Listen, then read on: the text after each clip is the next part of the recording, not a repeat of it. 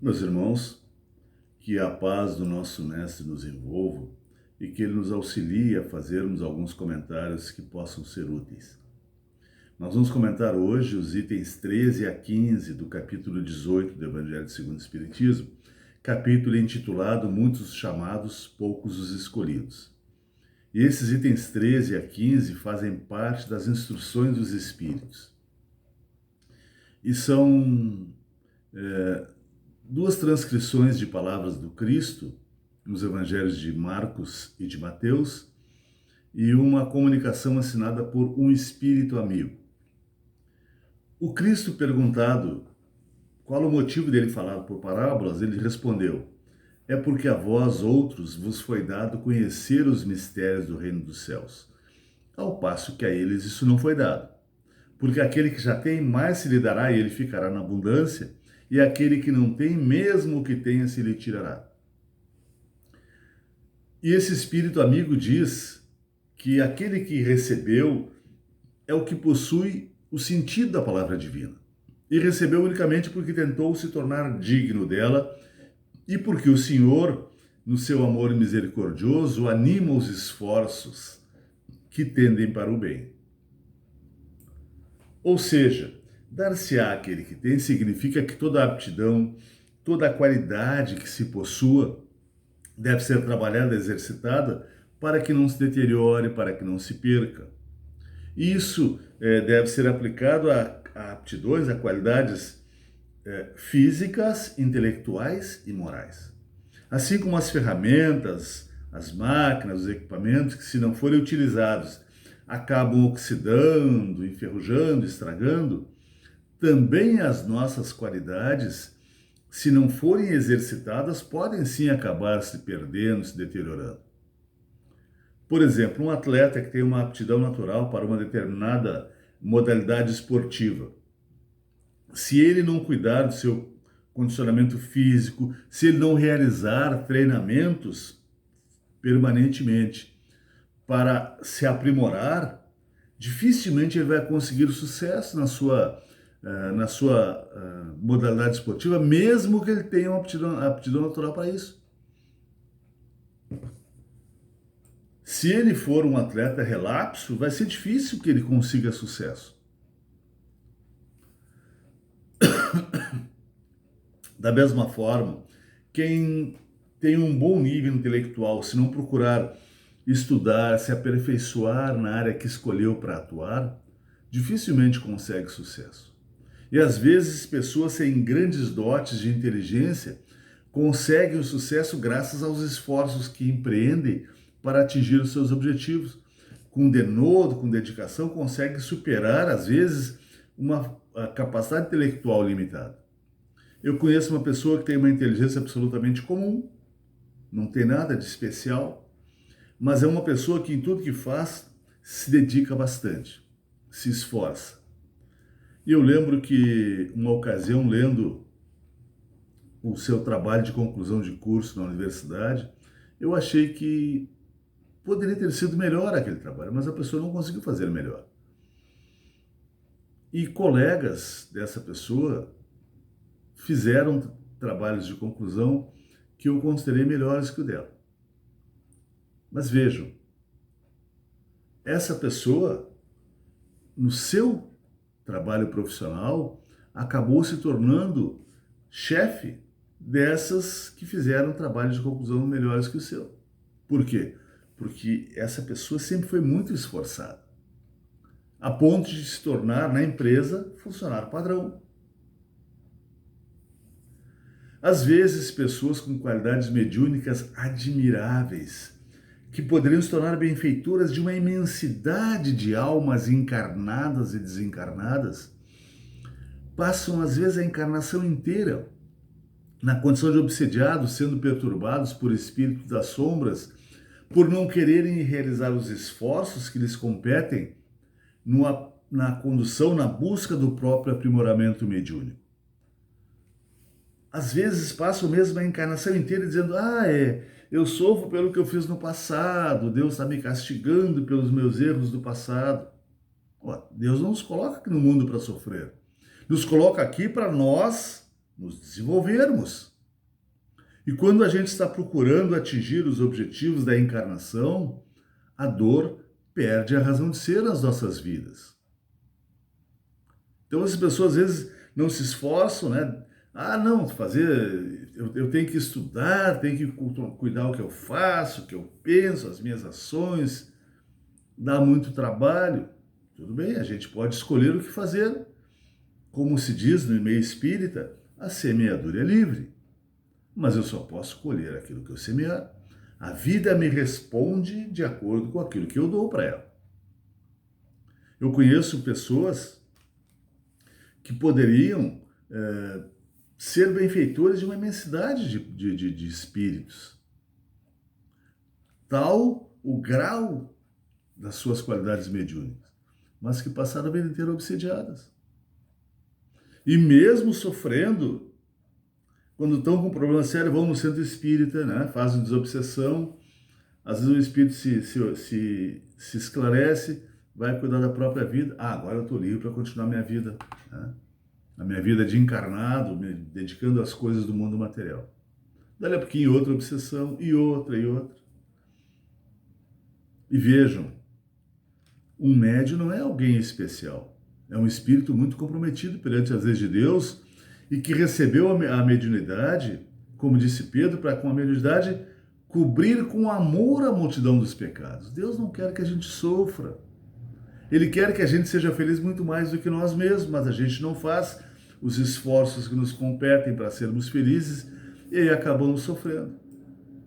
Mas existem também pessoas que, não tendo uma mediunidade muito ostensiva, cuidam dela como se cuidassem de uma joia preciosa e acabam fazendo com que uma mediunidade de pouca relevância se torne uma joia que beneficia inúmeras pessoas.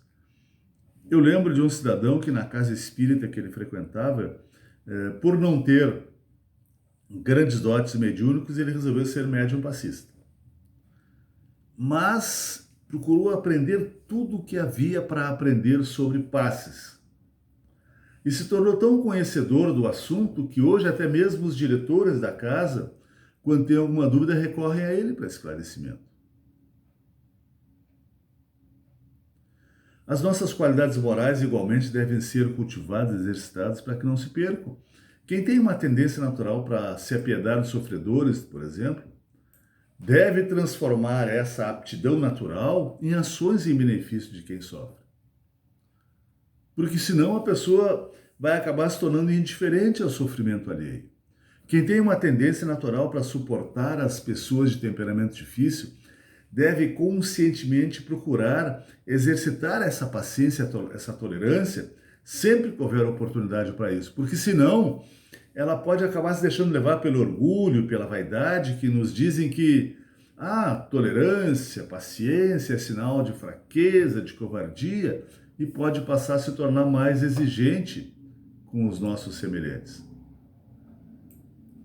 Mas Jesus também disse: aquele que não tem, mesmo que tem, se lhe tirará. Isso não parece um paradoxo? Como é que nós vamos tirar de alguém o que ele não tem? Mas na verdade não é isso que ele disse. Ele disse: até o que tem se lhe tirará. Aquele que não tem preocupação com a sua evolução, com a sua reforma íntima, aquele que vive apenas focado nas satisfações do mundo material, esse poderá, em seu próprio benefício, poderá perder aquilo que para ele é fonte de toda satisfação, foco de todo o seu interesse aqui no mundo material.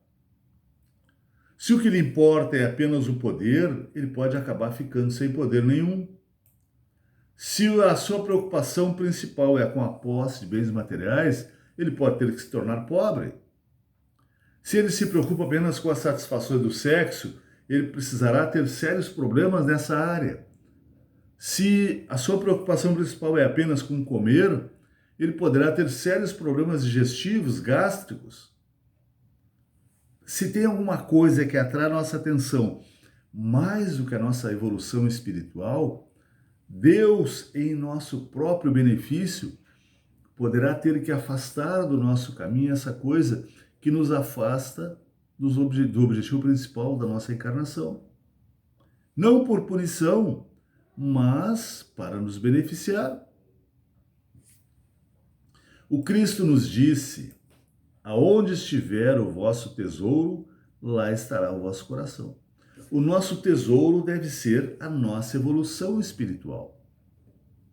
Quando o nosso tesouro não for a nossa evolução espiritual, a gente pode ter que perder esse tesouro para não nos prejudicarmos, para voltarmos a nossa atenção para aquilo que realmente importa, que é a nossa evolução espiritual. É claro que nós devemos, todos nós, conhecer pessoas que vivem apenas focadas nas satisfações do mundo material e têm, às vezes, uma encarnação tranquila, vão até o desencarne sem grandes problemas. Mas não podemos esquecer que a nossa vida não começou no berço e não vai terminar no túmulo. Nós somos espíritos imortais que reencarnam muitas e muitas vezes. E quantos daqueles que a gente vê sofrendo hoje estão sofrendo as consequências do relaxamento que tiveram para com as coisas do espírito no passado? Mas mesmo esses que relaxaram com a sua condição de espíritos imortais no passado, se nessa encarnação dessem toda a atenção para as coisas do espírito, para a própria evolução moral e intelectual, iriam diminuir muito e até possivelmente eliminar as causas dos seus sofrimentos. Como é que a gente faz com os nossos filhos quando as notas no colégio começam a ficar ruins, quando eles querem apenas se divertir, usar videogame, passear, brincar com os amigos, ver televisão? A gente usa admoesta, tipo, tem que te preocupar com o teu estudo, tem que cuidar do estudo. Se eles não cuidam, a gente tira o videogame, ou tira os passeios, as brincadeiras, a televisão. É porque a gente não ama os nossos filhos? Não, ao contrário. É por amor a eles, porque nós queremos que eles estudem, aprendam o que a escola vai lhes ensinar, porque quando eles forem adultos vão enfrentar um mercado de trabalho muito competitivo, vão precisar desses conhecimentos. E o Criador frequentemente tem que agir assim conosco, contrariar a nossa vontade para nos beneficiar. Mas quando nós nos preocupamos com a nossa evolução, quando nos conscientizamos de que somos os construtores da nossa felicidade e nos esforçamos nesse sentido, as dores, os sofrimentos começam a perder a sua razão de ser nas nossas vidas. As nossas vidas ficam muito mais fáceis de serem vividas. O Criador não nos coloca na Terra para sofrer, e sim para evoluirmos. E por que Ele quer que nós evoluamos? Porque Ele sabe que a nossa felicidade é diretamente proporcional à nossa evolução espiritual. Quanto mais evoluídos, mais felizes nos tornamos. Então, devemos sim nos esforçar para vivermos em harmonia com as leis do Pai. E isso depende basicamente do nosso conhecimento acerca das leis de Deus. Como é que eu vou seguir as leis do Pai se eu não as conheço? Por isso nós temos preconizado insistentemente que devemos estudar as leis de Deus, estudando o ensino do Cristo à luz da doutrina espírita. Porque o Espiritismo nos faz compreender com muito mais profundidade o ensino de Jesus. Só para dar um exemplo, quando o Cristo nos disse que deveríamos perdoar para que Deus nos perdoe, a gente pensou, se eu perdoar, então Deus vai deixar de lado os pecados que eu cometer. Não é isso. É que quando eu não perdoo, eu trago sofrimento para a minha vida. Eu trago, inclusive, doenças físicas para mim. Enquanto eu não perdoo, eu fico ruminando o mal que me causaram, a ofensa que me fizeram, e fico sofrendo com isso. Então, quando Cristo diz que Deus nos perdoará, é porque perdoando nos harmonizamos com as leis de Deus e eliminamos os motivos de sofrimento que visitam permanentemente aqueles que não conseguem perdoar. Então, estudemos a nossa doutrina com profundidade para conhecer as leis do Pai, porque assim podemos agir com conhecimento de causa. Que a paz do nosso Mestre nos envolva, que ele nos ajude a compreendermos cada vez melhor as leis de Deus e os nossos benfeitores espirituais nos auxiliem a utilizarmos as leis do Pai nas nossas ações do dia a dia, para que dessa forma construamos a nossa própria felicidade. Fiquemos em paz.